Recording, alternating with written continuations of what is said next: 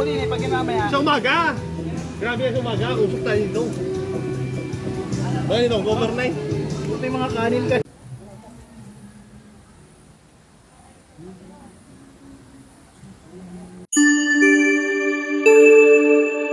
2 PM nga ng hapon, nagkaakitan kami nila Habibi at nila Dahil Kuya gusto ko Romy. talagang mag-release ng stress. Medyo naninikip kasi ang dibdib ko for today's video. At nang dumating kami dito sa Alaminos ay inabot kami ng ulan. Hindi naman ganun kalakasan at Kaya dumaan naman lang. nag-stop over muna kami dito sa magandang place na to na lagi ko rin naman At nadadaanan. bago nga kami makalabas ng Alaminos, eto nga tadaanan namin si Kuya na magpapandisal na lagi rin nakapwesto Kaya naman dito. napabili na nga rin kami since hapon na at wala rin naman kami dalang At pagkain. after nga namin makabili, okay, go na At ulit. eto nga mga karimix, kung kayo naghahanap ng talagang natural na hot spring, eto, panoodin nyo hanggang Natuklasan dulo. nga namin ni Habibi to dahil dito kami nadaan pagpapasiniluan na nga Ito nga ay kami. shortcut palabas ng simbahan sa Bukod Kalawan. nga sa hindi hassle at hindi traffic ay walang gasinong sasakyan. Kaya naman safe na safe. Ang resort nga na tinutukoy ko ay matatagpuan dito sa Kalawan, Laguna. Papunta nga kami dito sa Silva Hot Spring Resort. At hindi rin naman to mahirap hanapin, mga karimix. Dahil once na makapasok ka na dito sa shortcut ng Kalawan na to, puro sagingan nga makikita nyo. Pero sa mga una-unahan may mga kabahayan Na pwede din nyo yan. pagtanungan. Bukod nga doon ay may mga karatula na magtuturo kung saan ang resort. Na hindi ako makapaniwala dahil para lang siyang sapa pero mainit ang tubig. At talaga namang umuusok-usok pa nga. Base yan sa napanood ko nga kay Kuya Kim sa page Siyempre, nila. Na-curious ako at talaga namang natural na hot spring yan. Kaya naman puntahan natin Bukod yan. nga doon mga karimix, hindi lang basta paliligo dahil hot spring nga ang tubig, gamot din daw Usap-usapan pa nga ng mga tao dito,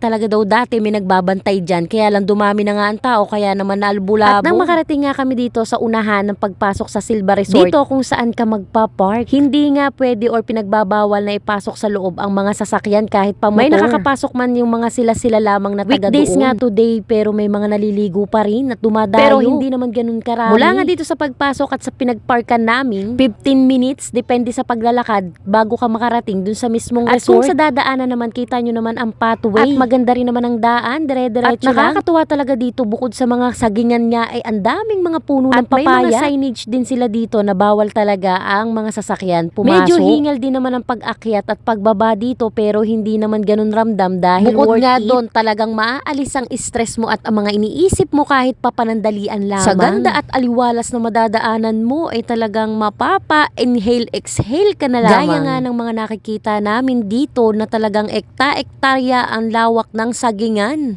At talaga namang nakaka-refresh ng utak. Kung pwede nga lang wag nang bumalik sa realidad ng buhay. Hindi lang pala talaga pinya ang makukuha mo sa Kalawan, napakarami ring sagingan. Maya-maya pa nga natatanaw na namin at naririnig na namin yung mga nagkakantahan sa resort. At kung ayaw nyo namang maglakad mga karimix, pwede daw naman kayo magbayad doon sa kanila nang may maghahatid. Pero okay na rin maglakad, exercise. At welcome mga karimix dito sa Silva Hot Spring Resort dito sa Kalawan, Laguna. At dahil bigla ang lakad nga ito, hindi naman namin alam na kailangan magpabook. Ang walk-in ay tinatanggap nila pero may additional na 100. Ang cottage ay depende sa kukunin nyo pero ang pinakamura is 200 na pwede nyo nang gamitin at napakaganda na rin. 100 per head naman or per person ang Since entrance alas 3 fee. Na nga kami nakarating dito dahil alas 2 naman kami umalis sa bahay. Nakiusap ako kay ate. Kung pwede entrance na lang, wag nyo na kami pagbabayarin sa 100 dahil nga hindi nga kami nakabook. Yun lang naman ang pinakiusap ko pero ang bait ni ate, kudos sa'yo. Salamat. At doon nga kami pinatayo sa may umbrella. Take note, libre din yun. Walang Hindi naman bayad. kami nagtagal mga karimix, halos 1 hour nga Dahil lang. ang Ang plano nga lang namin ay silipin lang pero hindi ka naman makakapasok dito at hindi mo rin makikita at hindi mo ma-experience sa natural hot spring kung hindi ka naman mag-e-entrance. Pero syempre ready kami, mga nagdala kami ng damit. At nakukyutan nga ako sa mga kubo nila kasi pwede mo na yung higaan. Unlike nga doon sa mga nakikita natin na cottage sa ibang resort. May mga kubo nga rin sila, nasa sayo yan at marami rin nga nag-overnight dito. Depende pa rin nga sa inyo kung ano ang kukunin nyo. At nagpapaarke lang nga rin sila ng tent. At doon nga kami pumesto sa kabila, doon sa may tawid. Dahil ang sabi niya sa amin ni ate, doon lang kami pumesto sa umbrella. Doon nga namin napili kasi malapit sa liguan. Nung una nga ay diskumpiyado kami, sabi namin mainit ba sabi ko sa kanila, kawkawin nyo yung tubig. At nang sinubukan ko nga rin, aba, talagang mainit. Kung titingnan mo ay napakasimple. Pero pag hindi mo susubukan at hindi mo paliliguan, hindi mo talaga malalaman. At sa unang lusong mo nga or sa unang baba mo ay talagang mararamdaman mo ang init ng tubig. Naakala mo isa sobrang init, gusto mo nang umahon. Pero habang tumatagal, napapakaramdaman mo na maligamgam na lamang siya sa katawan. Na parang ayaw mo nang umahon sa sobrang tubig. Sobrang nakaka-relax mga karimix. Kaya sa mga gustong dumayo dito, puntahan nyo na hindi ho kayo magsisisi. At ako na po ang magsasabi, nakaka-therapy talaga ang tubig.